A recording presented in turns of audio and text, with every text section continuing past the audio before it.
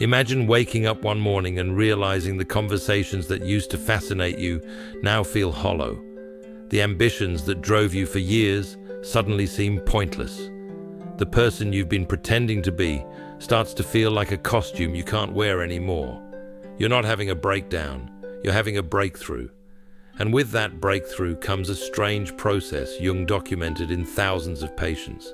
A slow, almost imperceptible letting go of things that once defined you, behaviors that once felt necessary but now feel toxic, patterns that kept you safe but also kept you small.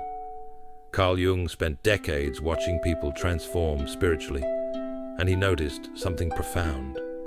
Genuine spiritual awakening doesn't announce itself with dramatic revelations.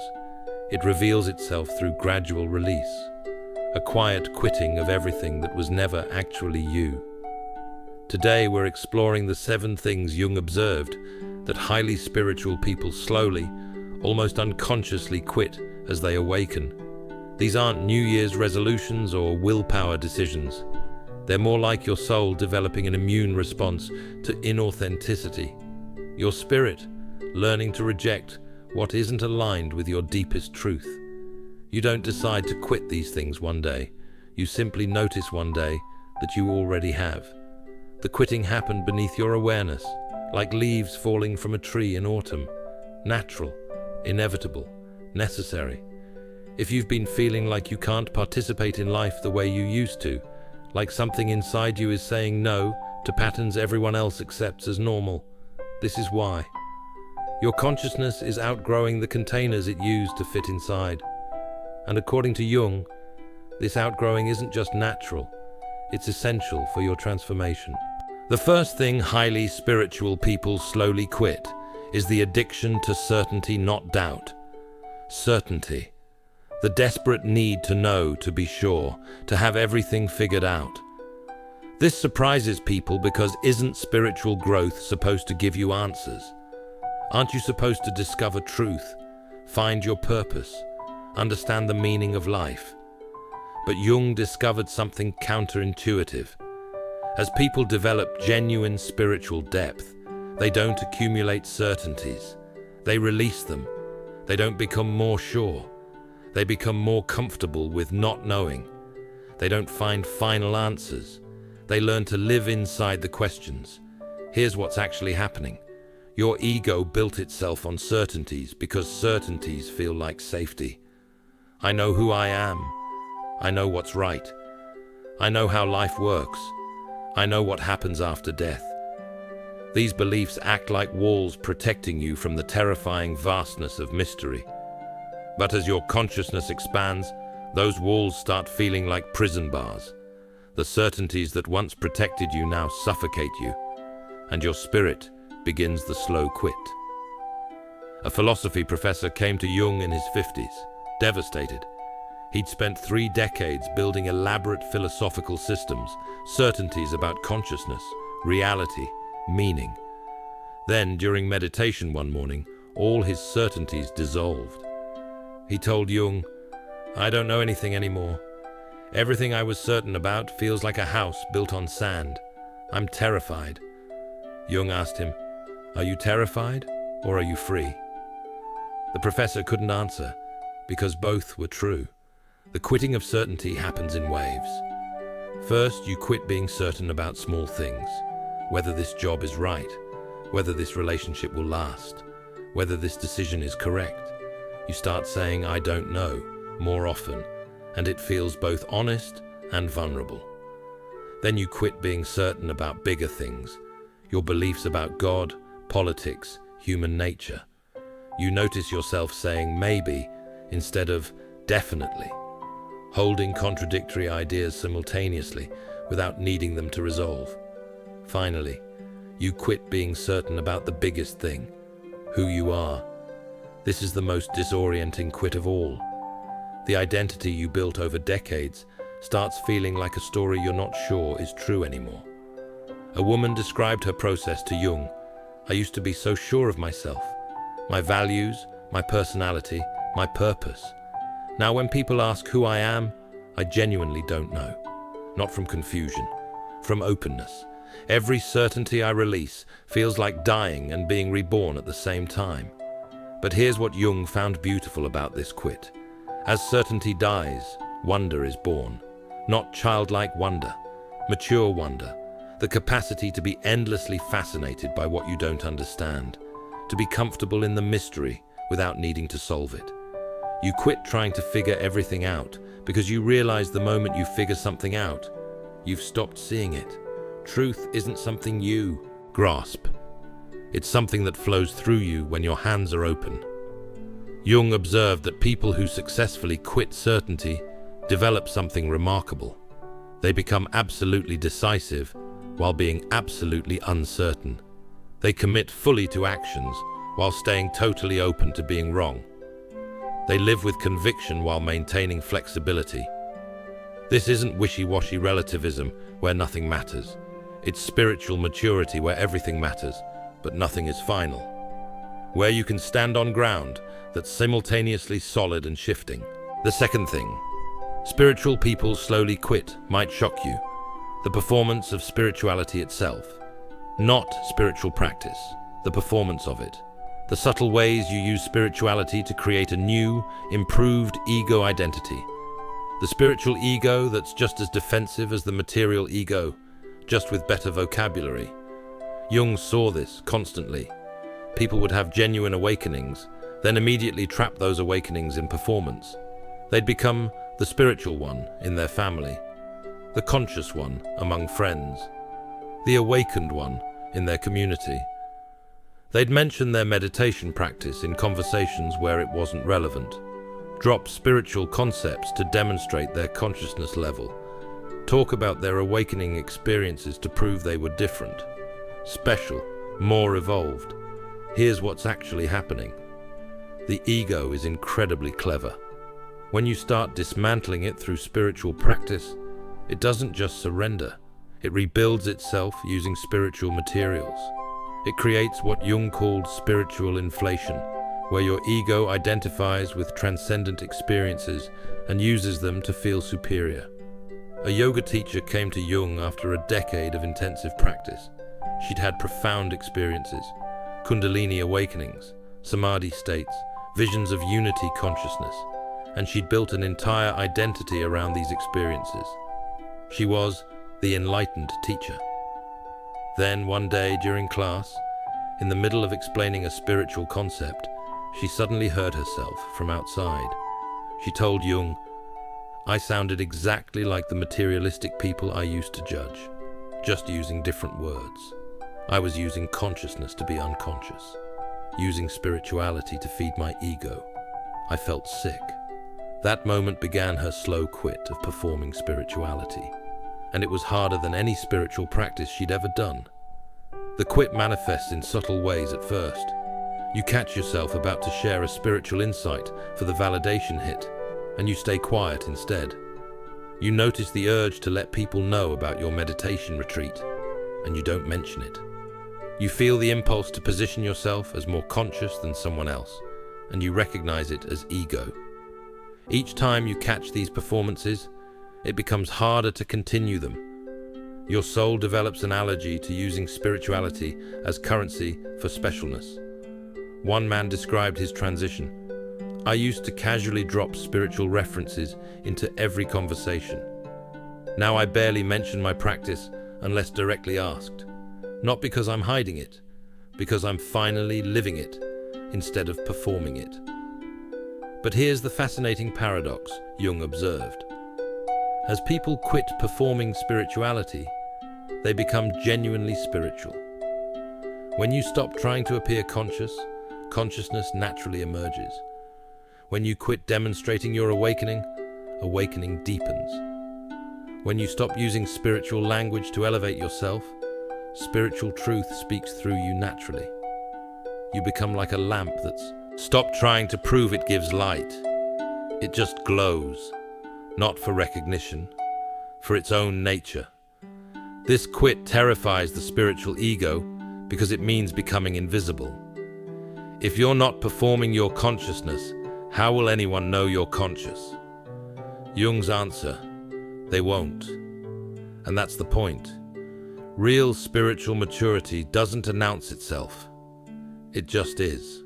The third thing. Highly spiritual people quit is perhaps the most painful. The need to save, fix, or heal others. Not compassion, not service. The compulsive need to rescue people who didn't ask to be rescued. To fix people who aren't broken. To heal people who are exactly where they need to be. Jung discovered that many people are drawn to spirituality not from genuine awakening, but from unconscious savior complexes. They can't tolerate others' suffering because they haven't integrated their own. They need to fix others to avoid fixing themselves. They make others' problems their projects to escape their own psychological work. This sounds harsh, but Jung found it in almost every healer, therapist, and spiritual teacher he analyzed, including himself. Here's what's actually happening. When you can't sit with your own pain, you can't sit with others' pain either. So you jump into fixing mode, advice mode, healing mode, not from genuine compassion, but from unconscious discomfort with suffering. A therapist came to Jung burning out after 15 years of practice. She was exhausted, resentful, empty. She told Jung, "I thought helping people would fill me up. Instead, it's drained me completely. I resent my clients for not getting better fast enough. I'm angry at the world for creating so much pain. I can't do this anymore." Jung asked her one question. Were you helping them? Or were you helping yourself feel useful? She broke down. Because she realized she'd been using others' healing to avoid her own wounds. She needed people to be broken so she could feel whole by fixing them. The slow quit of the savior complex is agonizing because it feels like becoming cold, uncaring, heartless. You're in a conversation where someone's suffering and the urge to jump in with solutions arises. But this time, something stops you. You just listen instead, and it feels wrong, like you're failing them. But Jung observed that when you quit trying to save people, something more powerful happens. You become capable of genuine presence, not advice, not fixing, not healing, just being with someone in their experience without needing to change it. One woman described her transformation. "I used to give unsolicited advice constantly. I couldn't stand seeing people make mistakes. Now I can sit with someone's struggle without trying to solve it. Not because I don't care, because I finally trust that their struggle is their path, not my project." The quit happens in layers. First you quit giving unsolicited advice. Then you quit needing people to take your advice when they ask for it. Then you quit needing to see people heal according to your timeline. Finally, you quit needing to heal people at all. But here's the beautiful paradox Jung documented. When you quit trying to heal others, you become truly healing. Not through doing, through being. Your presence becomes medicine because it's no longer contaminated with agenda. You can be with people in their darkness without needing to pull them into light, which is the most healing presence possible. You realize what Jung knew. Everyone is exactly where they need to be for their own evolution. Your job isn't to accelerate their process, it's to honor it. If you're recognizing yourself in these patterns, if you're feeling that slow release of behaviors you once thought defined you, I want you to know you're not alone in this transformation. Millions of awakening souls are experiencing this same quiet revolution right now. Before we explore the remaining 4 things spiritual people quit, take a moment to subscribe to this channel and join our community of people who are courageously releasing what's false to embrace what's real. Hit the notification bell so you never miss these deep explorations of consciousness. And please share in the comments what you're slowly quitting. Your story might be the mirror someone else needs to see their own transformation. Let's continue this journey together, because the next 4 patterns might be exactly what you're experiencing right now. The 4th thing. Spiritual people slowly quit is the division between sacred and mundane. The belief that some moments are spiritual and others aren't. Some activities are holy and others are ordinary. Some experiences bring you closer to God, and others are just passing time. Jung observed that early in spiritual development, people create hierarchies of experience. Meditation is sacred, scrolling is mundane, prayer is spiritual, dishes are ordinary, retreat is holy, work is profane. But as genuine spiritual maturity develops, this division slowly collapses. Not because everything becomes mundane, because everything becomes sacred. Not because nothing matters, because everything matters equally. Here's what's actually happening. The division between sacred and mundane is actually ego protection. As long as spirituality is confined to certain activities, you can compartmentalize it. You can be spiritual during meditation and unconscious during the rest of your life. You can experience God on your cushion and ignore divinity at the grocery store. But awakening doesn't allow this compartmentalization. It starts bleeding into everything. And that's when the slow quit begins. A monk came to Jung after 20 years in a monastery. He'd spent 2 decades treating monastic life as sacred and worldly life as lesser. Then his father became ill, and he had to return home to care for him. Changing bedpans, cooking meals, paying bills, all the mundane tasks he'd escaped by becoming a monk. He told Jung, "I expected to feel spiritually diminished by returning to ordinary life. Instead, I found more presence in my father's room than I ever found in the meditation hall. Washing his body felt more sacred than any ritual I performed. I realized I'd been using spirituality to escape life, not embrace it." The quit happens gradually. You notice yourself experiencing profound presence while washing dishes, touching God while stuck in traffic, feeling infinite peace while taking out trash. These mundane moments start carrying the same depth as your spiritual practices, sometimes more. Then you notice your meditation practice doesn't feel more special than your morning coffee. Your prayer time isn't more sacred than your conversation with the cashier. Your yoga class isn't more holy than your walk to the mailbox. This can feel like losing your spirituality, like awakening is wearing off. But Jung observed it's actually deepening. You're not losing the sacred. You're discovering it's everywhere, which means it's nowhere special. A woman described her experience. "I used to rush through my day to get to my meditation practice, the real spiritual time. Now brushing my teeth can be as profound as sitting on my cushion. I'm not less spiritual. I'm finally actually spiritual because nothing is excluded anymore." But here's what makes this quit challenging. When everything is sacred, nothing gives you that special spiritual feeling anymore. You can't use spirituality as an escape from ordinary life because ordinary life has become spiritual. You can't retreat to sacred space because all space is sacred. Jung observed this creates what he called spiritual ordinariness. You become so grounded in consciousness that you look completely normal. No one would know you're awakened by watching you. You're not performing anything special. You're just profoundly present to whatever is. The fifth thing highly spiritual people quit is the belief that awakening has a finish line. The unconscious assumption that spiritual growth is leading somewhere, that you're progressing toward a destination, that one day you'll arrive at enlightenment and be done.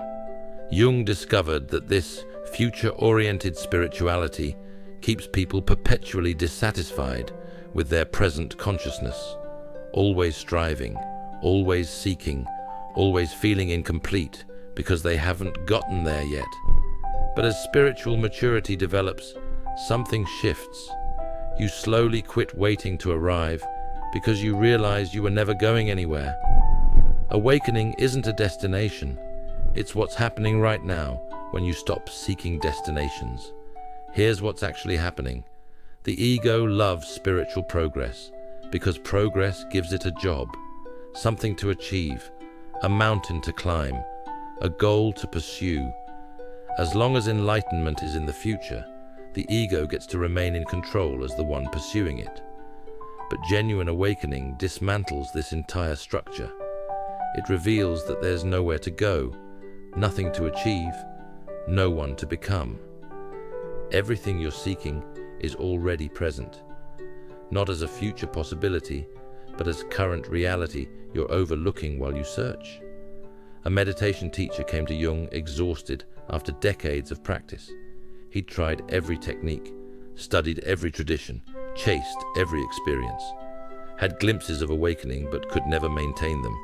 He told Jung, "I'm failing at spirituality. I meditate for hours but I'm not enlightened. I do everything right but nothing's working." Jung asked him, "What if there's nothing to achieve? What if you're already what you're seeking and the seeking itself is what prevents you from seeing it?" The teacher was furious. He'd invested his entire life in the journey. If there was nowhere to go, what had all that effort been for? But slowly, over months, he began to quit. Quit trying to get somewhere. Quit measuring his progress. Quit waiting to arrive. And in the quitting, something remarkable happened. He discovered he'd been enlightened all along, not in some future perfect version of himself, but in this messy, incomplete, struggling human who was doing the seeking. The quit manifests as a strange peace with being unfinished. You stop waiting for the day when you'll finally be healed, awakened, enlightened, complete. You recognize that day is imaginary. This day is all there is, and this day with all its imperfection is already whole. A woman described it. "I used to live for the breakthrough I was sure was coming. One more retreat, one more teacher, one more technique, then I'd be free. Now I've quit waiting for that future freedom. This messy, confused, partially awakened me is the only enlightenment there is." But here's what Jung found paradoxical. When you quit seeking enlightenment, enlightenment reveals itself, not as a future attainment. As present reality, you were too busy seeking to notice. You realized you weren't trying to become conscious. You were already consciousness trying to remember itself through the dream of being unconscious. The sixth thing spiritual people slowly quit is the addiction to intensity, the belief that spiritual experiences should be dramatic, overwhelming, transformative. That real awakening comes with fireworks, visions, ecstatic states, profound insights that change everything. Jung observed that early in spiritual development, people chase intensity, peak experiences, altered states, mystical encounters. The highs become proof of spiritual progress. If you're not having intense experiences, you must be doing it wrong. But as genuine spiritual depth develops, you slowly quit chasing intensity, not because profound experiences stop happening, because you realize they were never the point. Here's what's actually happening. Intensity is addictive. It gives the ego something to grip, something to story about, proof that something important is happening. But Jung discovered that the deepest spiritual transformation happens in the ordinary, undramatic moments that ego dismisses as unimportant. A woman came to Jung addicted to spiritual intensity. She jumped from practice to practice, teacher to teacher, retreat to retreat, always chasing the next peak experience. She'd had profound awakenings, kundalini explosions, encounters with light beings, moments of cosmic consciousness. But between these peaks, she felt empty. Normal consciousness felt like failure. Ordinary life felt meaningless. She needed the next hit of intensity to feel spiritually alive. Jung watched her slowly quit this addiction. It took years. Each time she came down from a peak, instead of immediately seeking the next one, she learned to stay with the valley, to be present to ordinary consciousness without judging it as lesser. She told him, "I realized I was using spiritual intensity the way I used to use drugs, to escape the present moment, to feel special, to avoid the real work of just being human. The peaks were amazing, but they were keeping me from the depth that lives in the valleys." The quit happens gradually. You notice yourself not seeking the next powerful experience. You sit in meditation, and it's completely ordinary, and you're okay with that. You go through days with no insights, no revelations, no cosmic downloads, and you don't feel like you're failing. Then something shifts even deeper. You start noticing profound depth in moments. Ego considers mundane, the way light falls through a window, the texture of your breathing, the simple fact of existence itself. These ordinary experiences start carrying more truth than all your peak experiences combined. A man described his realization. I used to measure my spiritual progress by how intense my experiences were. Now the most profound moments are when I'm washing dishes, and suddenly I'm just completely here. No fireworks, no cosmic consciousness, just utterly present. And it's more real than any mystical experience I ever chased. Jung observed that people who quit chasing intensity develop what he called spiritual stamina, the capacity to sustain consciousness through ordinary life, not just peak moments, to be equally awake whether you're having a vision or taking out trash. This is actually harder than having intense experiences. Intensity is exciting. Ordinariness requires a different kind of commitment, the willingness to be profoundly present to what ego considers boring. The seventh and final thing. Highly spiritual people quit might be the most liberating, the performance of having it all together. Not working on yourself, the performance that you're beyond working on yourself. The subtle presentation that you're healed, awakened, transcended your humanity. Jung discovered that genuine spiritual maturity looks surprisingly messy. The most awakened people he knew weren't the ones who appeared enlightened. They were the ones who'd quit pretending to be. Here's what's actually happening. As you develop spiritually, there's enormous pressure to have it all together, to be beyond petty emotions, small concerns, human struggles. People expect spiritual people to be perpetually peaceful, wise, elevated above normal human experience. But Jung observed that real spiritual growth doesn't transcend humanity. It fully embraces it. And part of that embrace is admitting you're still a work in progress, still struggling, still learning, still incredibly human despite your spiritual depth. A spiritual teacher came to Jung in crisis. She'd built her entire career on appearing enlightened, always centered, always wise, always having the answer. Then her husband left her, and she completely fell apart.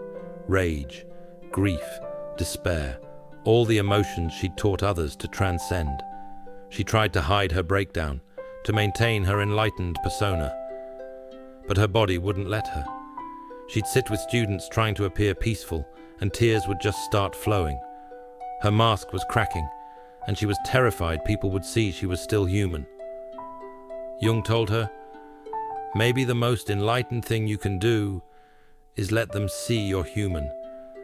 Maybe your breakdown is more valuable than all your teachings about transcendence. The slow quit of performing wholeness is terrifying, because it feels like admitting failure. If you're spiritual and still struggling, doesn't that mean you're doing it wrong? But Jung observed the opposite.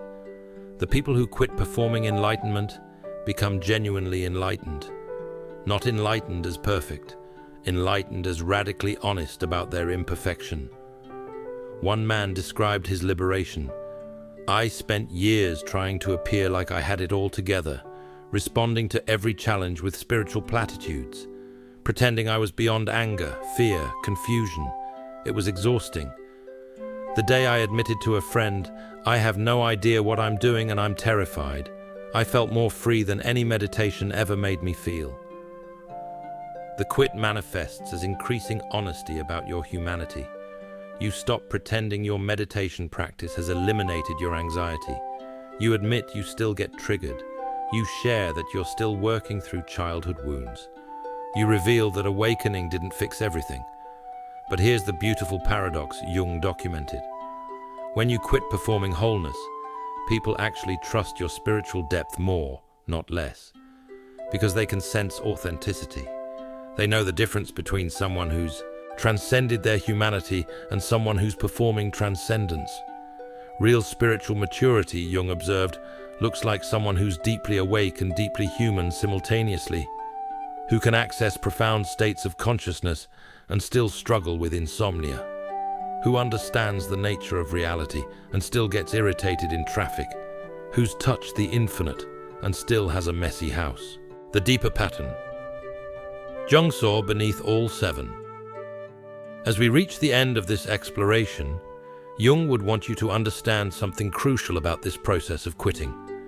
You're not losing yourself. You're finding yourself by releasing everything that was never actually you. When you quit needing certainty, you discover innate trust. When you quit performing spirituality, authentic spirituality emerges. When you quit saving others, genuine compassion awakens. When you quit dividing sacred and mundane, everything becomes holy. When you quit seeking a rival, you find you're already home. When you quit chasing intensity, depth reveals itself in simplicity. When you quit performing wholeness, real integration begins. Each quit is a liberation. Each release is a revelation. Each letting go is a coming home to who you actually are beneath all the layers of who you thought you had to be. Jung observed that this process typically takes years, often decades. You'll quit and return to old patterns, release and grip again, let go and grab back. This isn't failure. This is how transformation works. Spiral, not linear. Each time you return to an old pattern, you're a little less identified with it. Each time you grip again, your hold is a little looser. If you're in the middle of this process right now, if you're slowly quitting things that once defined you, Jung would want you to know, you're not becoming less spiritual, you're becoming more real. And real is what spiritual actually means. The things you're quitting were never you. They were strategies for surviving in a world that couldn't hold the truth of who you are. But now your consciousness has expanded beyond those survival strategies, and your soul is naturally, inevitably shedding what no longer fits. This isn't a process you can force or accelerate. The quitting happens in its own time, according to its own wisdom. Your job isn't to quit faster. Your job is to be present with the quitting, to notice what's falling away, to grieve what's dying, to welcome what's being born. And remember, you're not alone in this. All over the world, millions of souls are waking up and slowly quitting the same things. We're all discovering that spiritual growth isn't about adding more practices, achievements, or states. It's about releasing what was never true, not about becoming someone new, about quitting being someone you never actually were. If this journey resonates with you, if you're recognizing your own slow quitting in these patterns, subscribe to this channel and become part of our community of awakening souls. Hit the notification bell so you don't miss our deep explorations of consciousness and transformation. Share in the comments what you're slowly quitting. Your story might be the permission someone else needs to release what they've been holding. We're all in this together, slowly shedding what's false to finally stand in what's true. Jung would remind you, the privilege of a lifetime is becoming who you truly are. And becoming who you truly are requires quitting who you never actually were. Welcome to the great release. Welcome home.